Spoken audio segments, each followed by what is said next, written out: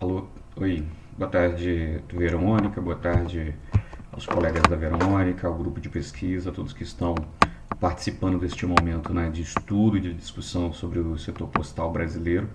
É uma satisfação poder participar virtualmente, né, deste momento em que vocês estão fazendo essa discussão, pensando processos aí de reflexão sobre como que a gente pode pensar a gestão pública e especificamente a gestão no setor postal brasileiro. Eu agradeço o contato da Verônica, agradeço o interesse de vocês também no artigo, né, que eu escrevi sobre a liberalização no setor postal brasileiro e reiterando que esse artigo ele é parte de um livro que eu publiquei no ano passado sobre as mudanças, né, no setor postal brasileiro, intitulado Os Correios e as Políticas Governamentais, Mudanças e Permanências. É um livro que está disponível online, é um e-book que está disponível no repositório institucional da EDUFBA. Então, assim, vocês podem utilizar esse material também para ter uma discussão sobre outros setores e outros aspectos da empresa. Esse material ele resulta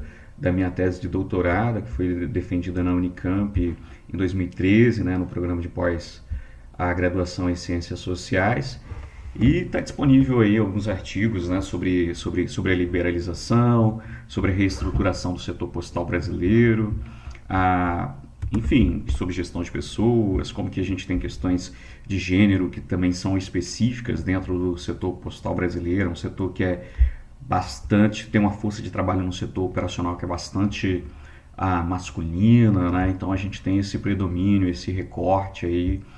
E pensando sobre alguns aspectos, né? A Verônica disse para eu comentar um pouco sobre a crise, alguma coisa relacionada aí a essas mudanças e tomando como ponto de partida também o artigo que vocês estão discutindo. O que eu faço, o que eu fiz neste livro e nesse artigo especificamente? Eu faço uma discussão no artigo sobre como que a gente teve propostas de liberalização do setor postal brasileiro durante a década de 90 e como que essas propostas foram pensadas, né, aí encampadas por alguns organismos internacionais, como o Banco Mundial, como o Fundo Monetário Internacional, como a OCDE, e sobretudo dentro de um contexto também da União Europeia, em que a gente tem um processo de liberalização econômica que caminha juntamente com um processo de integração no contexto europeu. São dois movimentos interessantes que a gente precisa acompanhar, mas o processo de integração da União Europeia foi fundamental para a gente pensar na integração econômica, mas juntamente com isso houve uma tendência, melhor dizendo, de integração por meio de uma liberalização. O artigo ele destaca ali alguns pontos fundamentais. Por exemplo, o primeiro aspecto que a gente nota quando a gente discute a liberalização do setor postal, a quebra do monopólio do ente estatal, aspectos relacionados a uma tendência à corporatização, a um processo de corporatization, a um processo de transformação dos departamentos de correios, dos órgãos governamentais, né, de correios em empresas. Um aspecto interessante é a gente observar o seguinte: como que os correios no Brasil, a empresa pública de correios e telégrafos, lá em 69 ela já foi corporatizada, já foi um processo aí inovador no cenário internacional, né, encampado pelos militares, realizado durante a ditadura militar aqui no Brasil, e um processo interessante para a gente pensar nessa corporatização dos Correios, aí, um movimento que só na década de 90 foi iniciado no contexto internacional. E é interessante a gente pensar como que dentro do cenário internacional a gente a gente não tem uma única visão, a gente não tem uma única tendência. Basta a gente olhar para o caso dos Estados Unidos, que ainda há uma empresa enorme, né, que é estatal, que está ainda sob controle governamental. No contexto da União Europeia, esse processo foi diferente. O que nós tivemos ali? Nós tivemos um processo gradual de liberalização e que seguiu, né, para e passo o processo de integração da União Europeia.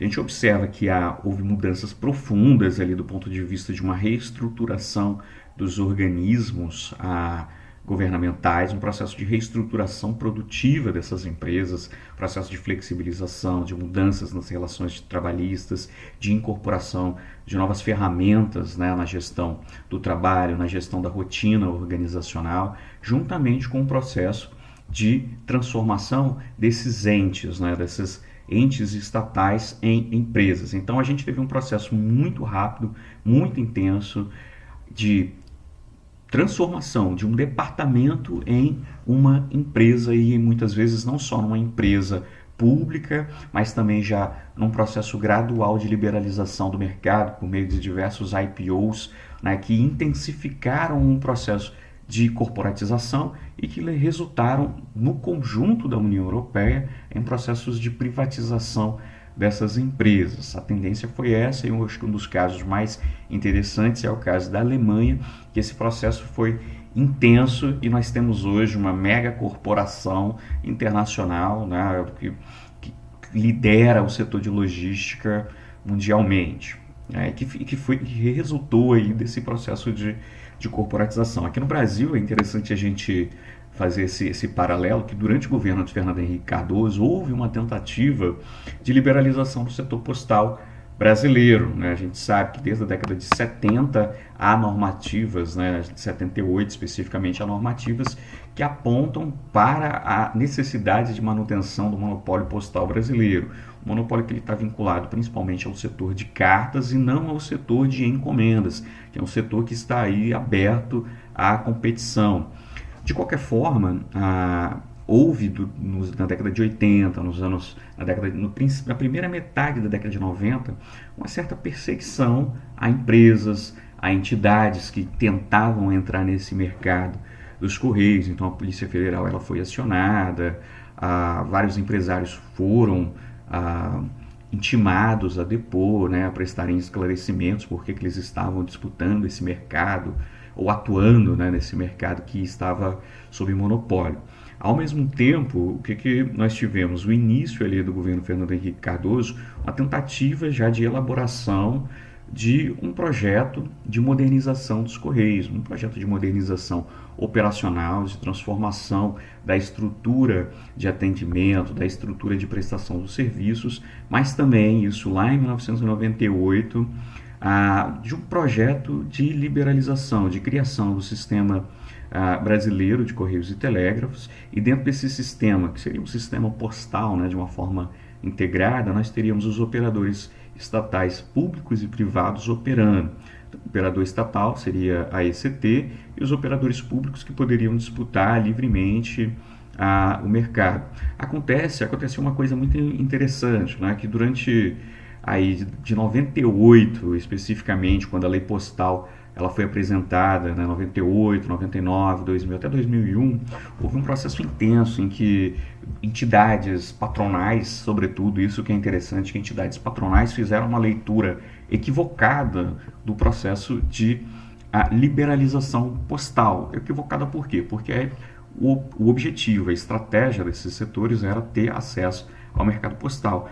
Só que essas empresas, incluindo o presidente da DHL à época, eles apontaram que o projeto do governo Fernando Henrique Cardoso iria assegurar o monopólio da empresa estatal brasileira por mais 10 anos, né, como estava na lei postal. Então a ideia era preparar, garantir que os Correios tivessem ainda uma atuação por 10 anos no setor de cartas, para que depois houvesse uma liberalização geral. Ou seja, o governo Fernando Henrique Cardoso estava propondo uma liberalização que seguia as diretrizes da União Europeia, um processo gradual de liberalização, portanto. Então, os empresários eles apontaram que havia um reforço desse monopólio dos Correios, que foi uma leitura equivocada, apontaram que haveria uma restrição de mercado, e com isso eles se opuseram a essa estratégia do governo do Fernando Henrique Cardoso, e aí quando o presidente Lula assume a presidência, ele retira esse projeto de lei de tramitação, e aí as coisas permanecem do ponto de vista do setor postal, na sua estrutura geral, da mesma maneira. Então, a gente pensar do ponto de vista de uma estratégia empresarial, foi uma estratégia equivocada, né? a perspectiva empresarial. Não foram nem os trabalhadores organizados, os grupos de pressão formados por esses trabalhadores, como os representantes da Fentech, nada disso. Foram os próprios empresários que se equivocaram naquele contexto ali. Alguns aspectos são interessantes também a gente pensar em relação, antes de entrar aqui numa questão mais específica da crise nos Correios, pensar no seguinte: quando houve o processo de corporatização dos Correios lá em 69, a empresa ela passou a contratar os seus funcionários por meio do regime seletista, passou a ter um controle maior sobre o desempenho, sobre a eficiência, sobre a eficácia, e com isso a empresa ela passou a ter um destaque no mercado bem característico. Ela passou a ser reconhecida por uma empresa que estava alinhada às principais estratégias de gestão do seu contexto. Na década de 70, os Correios criaram um projeto, né, contrataram uma empresa francesa de consultoria do setor postal e criaram o projeto ECO, que tinha o propósito aí de racionalizar, dentro de uma perspectiva, né, taylorista, de racionalizar as atividades de triagem, as atividades de distribuição postal, e havia um reconhecimento da necessidade aí de se melhorar a qualidade dos serviços prestados, o que proporcionou na década seguinte, na década de 1980, um desempenho muito satisfatório para a ICT do ponto de vista operacional. Ao longo da década de 90 também havia um reconhecimento já de que as novas tecnologias iam impactar na área comercial dos Correios, mas ao mesmo tempo as diretrizes operacionais não apontavam para nenhuma crise especificamente, como a gente vai observar nos anos 2000. Questões políticas diretamente influenciavam, né, nesse contexto também a gestão da empresa. Ela sempre foi uma empresa sob controle político. É muito interessante que tem uma frase do Sérgio Mota, né, o ministro das Comunicações do governo Fernando Henrique Cardoso, páginas amarelas da revista Veja, que ele comenta o seguinte: olha, isso em 97, nós estamos fazendo agora o processo de privatização de diversos setores, setor das telecomunicações, mas você sabe quem é o presidente dos Correios? Ele pergunta para o repórter. A repórter: não. Pois é, eu também não, mas agora eu estou com carta branca para atuar nesse setor. Essa anedota ela é interessante para a gente fazer aqui um paralelo entre o que aconteceu nos anos 2000, quando o PTB ele assume a gestão dos Correios, o PMDB que vai assumir a gestão de 2000 e depois que o PTB sai, permanece ali até 2011, quando o PT assume os Correios, né, depois de uma crise ali, de uma disputa, né, pela empresa. Ou seja, as questões políticas elas sempre influenciaram aí especificamente a empresa.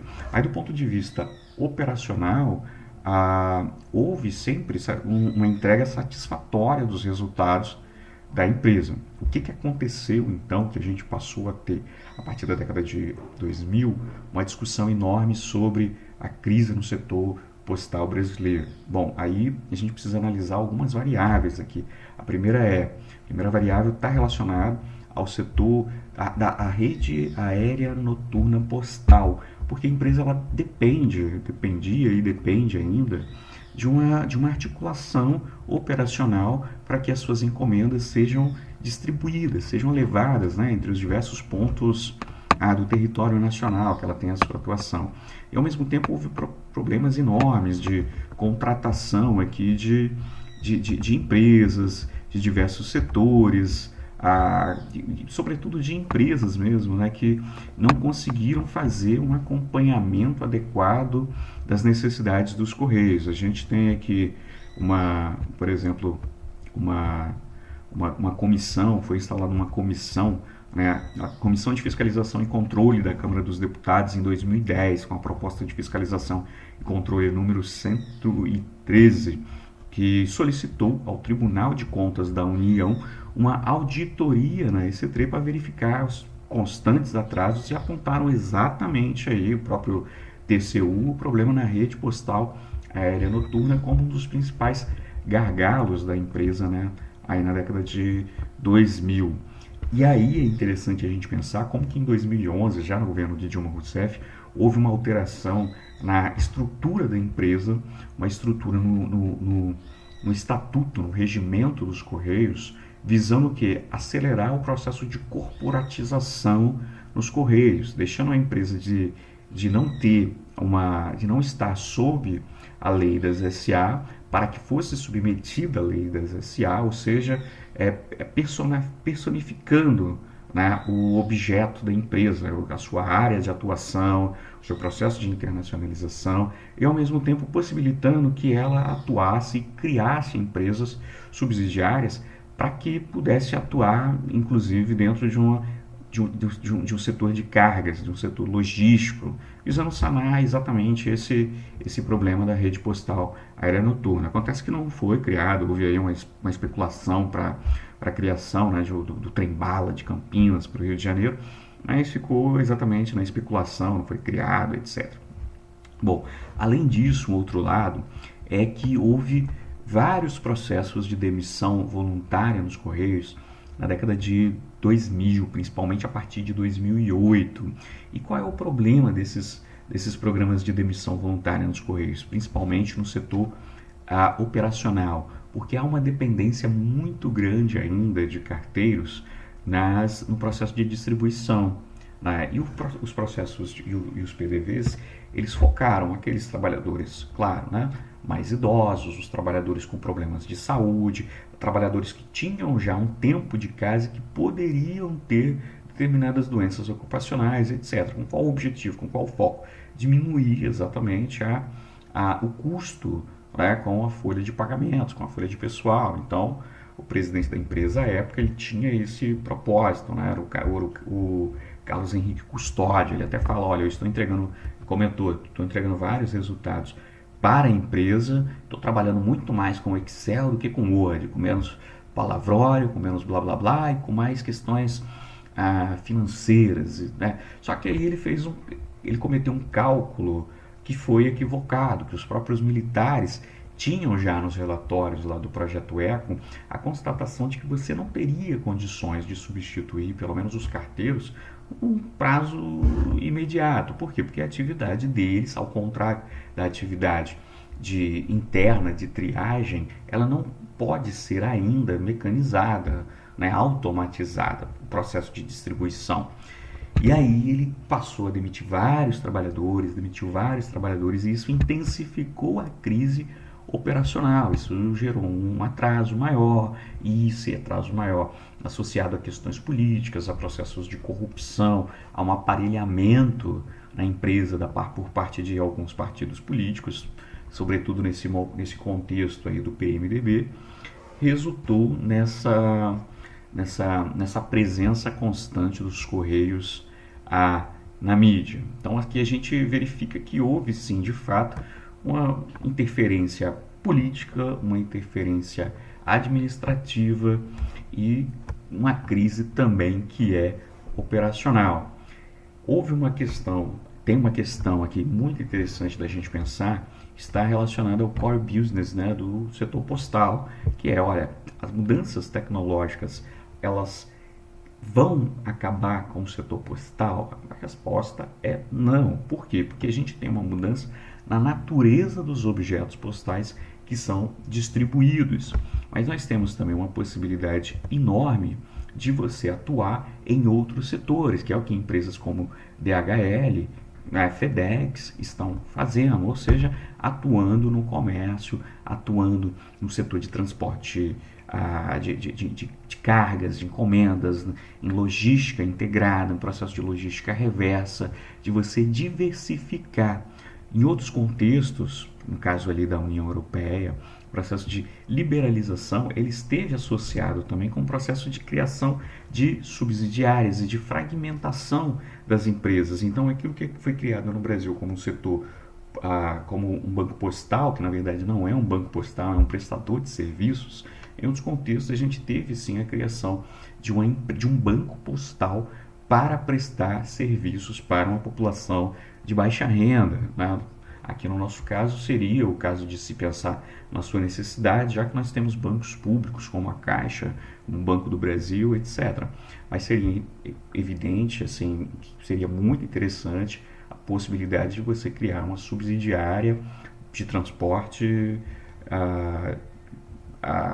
de transporte aéreo para prestar serviços para os Correios. Então, nesse sentido, o que a empresa não atuou, ela não elaborou ou não implementou, melhor dizendo, uma estratégia que já havia sido, inclusive, apontada lá no governo de Fernando Henrique Cardoso sobre a necessidade de se criar alternativas para você capitalizar a empresa. Então, a ausência de alternativas para a capitalização da empresa, e aqui a gente tem, por exemplo, um serviço que chama correio híbrido. Esse correio híbrido seria a possibilidade de você prestar, você enquanto empresário, contratar os correios para imprimir, por exemplo, um boleto, uma fatura. Você contrata em São Paulo, contrata em Curitiba, em Florianópolis, e entrega esse produto em Belém, entrega esse produto em Manaus, em São Luís, ou seja, do outro lado do país. Então, nesse contexto, isso não foi implementado. Isso reduziria o custo operacional da empresa, possibilitaria ganhos maiores, né? Então, essas estratégias que falharam, estratégias comerciais, estratégias operacionais.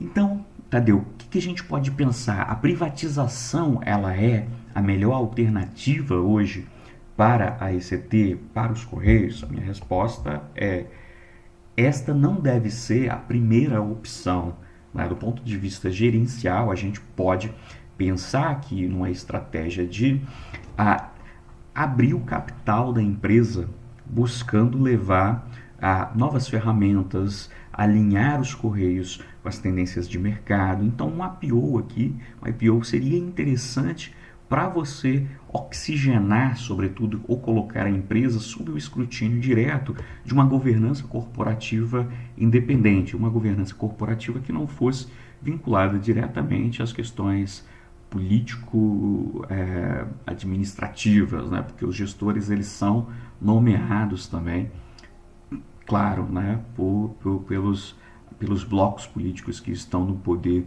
hoje no país e como sempre estiveram. Então, assim, no primeiro momento, a primeira alternativa seria oxigenar a empresa por meio dessas, por uma abertura do capital, trazer dinheiro para dentro da empresa, trazer novas ferramentas de gestão, trazer o corpo técnico da empresa, os gestores, os administradores, eles são muito bem qualificados, mas eles não estão nesses cargos altamente estratégicos que estão deliberando sobre o futuro da empresa. A empresa, ela está o tempo todo sob escrutínio de grupos políticos, os mais diversos, e que nem sempre têm um comprometimento ou um entendimento necessário dessas ações. A empresa não vai sair dessa crise operacional, política, administrativa em que está imersa sem uma profunda mudança. Isso está claro já para todos nós.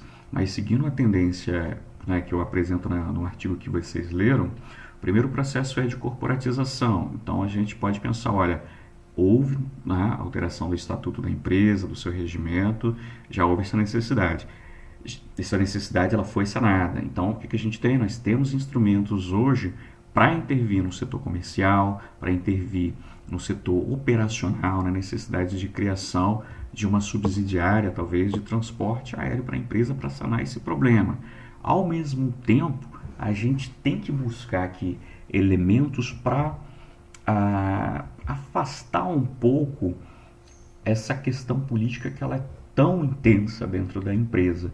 E aí a abertura do capital pode ser interessante para dar essa oxigenada e para colocar sob uma governança administrativa que é passiva de um controle, de um acompanhamento maior pelo próprio mercado, inclusive, né? Eu acho que pode ser interessante. Espero que o debate de vocês seja frutífero e fico à disposição para contribuir, tá bom? Um abraço, boa noite, tchau.